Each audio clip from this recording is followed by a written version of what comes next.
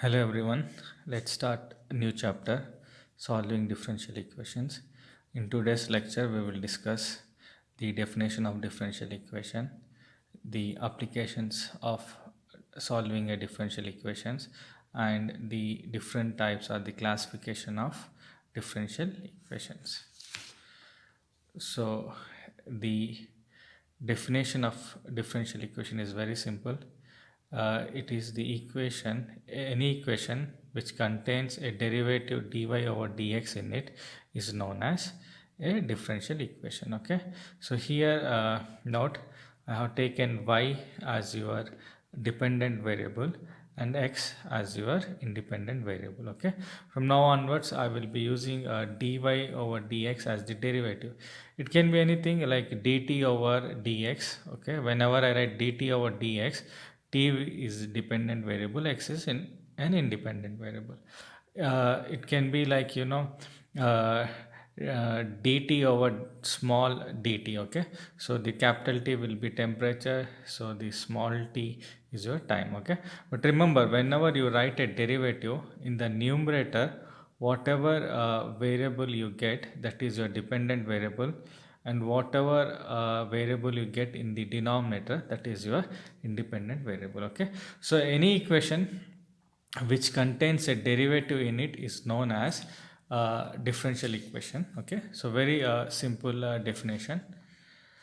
The application of solving differential equations, why we want to solve a differential equation. Okay, so if you see, most of the governing equation in engineering are differential equations. Most of the governing equations in engineering are differential equations. Okay, for example, if you take the basic law in heat transfer, that is law of conduction given by the Fourier's law, is also a derivative, a differential equation, because in that you will be having the time temperature derivative with respect to x. Okay, dt over dx. So all the equations, governing equations, all the governing equations in engineering are differential equations, and sometimes they're very complex in nature, and we need to solve those equations to get our solution. Okay, so let's see the note. The note says, when you solve a differential equation to obtain the solution, the solution indicates, when you solve the differential equation, you will get the solution, and that solution indicates how the dependent variable y is varying with respect to the independent variable x. Very important. Whenever you solve any differential equation, the solution which you are obtaining will tell you how the dependent variable varies with respect to the independent variable.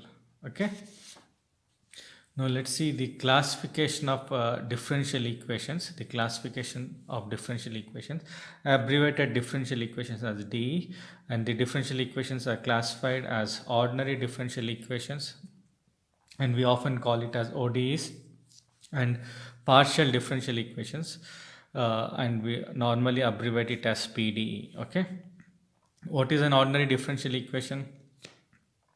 A differential equation, if it contains only one independent variable, it is known as ordinary differential equation. Okay, and normally we use the notation dy over dx. Okay, whereas in partial differential equation, more than one independent variable is available. More than one independent variable. Okay, it means minimum to maximum it can be 3, 4, or anything like that. So whenever we get a partial derivative, we will abbreviate as dou y over dou x. Okay, dou y over dou x. And ordinary differential equations are classified as initial value problems and boundary value problems, IVPs and BVPs, whereas partial differential equations are classified as elliptic PDE, parabolic PDE, and hyperbolic PDE. Okay, for your course, the scope of your course is limited up to solving elliptic PDE and parabolic PDE. Many a times the engineering problems are only most of the engineering problems falls under these two categories, elliptic PD and parabolic PD. Very rare we will see hyperbolic PDs. Okay, very rare we will get hyperbolic PDs. So this is not under the scope of your syllabus. When you do your master's course, you may learn how to solve an hyperbolic PD. Okay.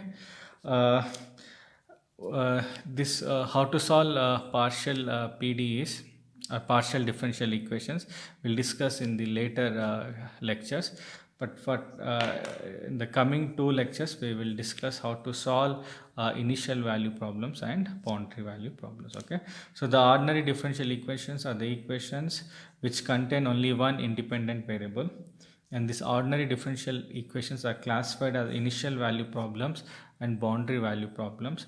Popularly they are abbreviated as IVPs and BVPs. Okay, the difference is very important. In initial value problems, the order of the differential equation is 1. Very important. The order of the differential equation is 1 for initial value problems. For example, if you take this differential equation dy over dx plus 5x plus e to the power of x plus 10 is equal to 0. So the order is 1. Okay. So if the order is 1, the order or the degree of the differential equation is 1, then you need only one condition to solve this initial value problem. Even if you choose a pure analytical method or numerical method, you need the minimum requirement to solve this type of differential equation is one condition. Okay, one value of x at which you know the value of y. Okay, so minimum one condition is required to solve this problem. Okay, remember the order of the equation is very important.